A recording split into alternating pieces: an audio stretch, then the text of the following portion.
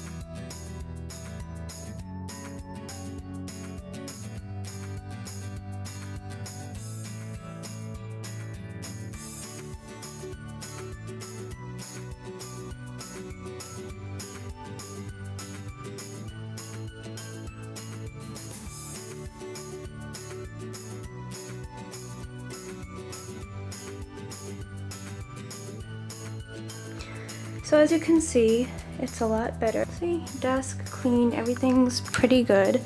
There's room for some improvement. I'm gonna sweep the floor. But then if you look at my bed, it's a mess. This is my dirty laundry corner. But if you look at the room as a whole, it's not nearly as bad as it used to be. It's a lot less overwhelming, and it usually is just really the oomph you need to get through this mess, or balagan, as you say in Hebrew.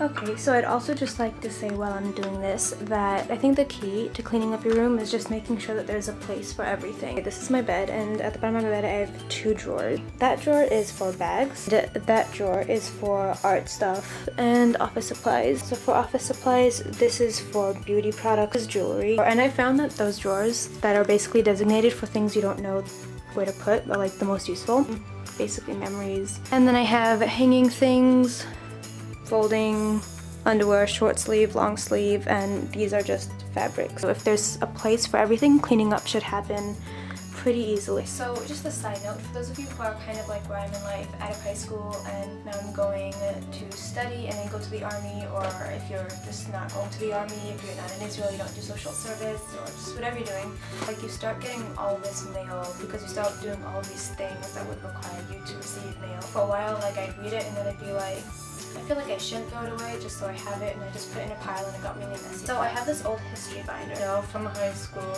and I just renamed it very creatively, Zoe being a grown-up and shit. Makes sense. And it just has all of that in it. I just put all of my bank letters, I have all of my working forms and receipts, I have a bunch of army letters, bank mail and stuff like that, and just at least until I'm sure that I don't need it 100%. And I can throw it away, I just have it in here just to be safe, that you only put it in the binder after you read it. you don't just throw it in here and hope that everything sorts itself out. Just remember, read it first, then put it in the binder. Hey, tip for girls or boys who use nail polish. I very resourcefully took myself a shoebox, a cheap shoebox, nothing special. I wrote on it nail polish, now it's fancy. And I just put all of my nail polish inside. Okay, so at this point it's been about 20 minutes or so, and all I have here is my clean laundry that I have to fold and hang up, and my dirty laundry over here, which I'm not going to do now.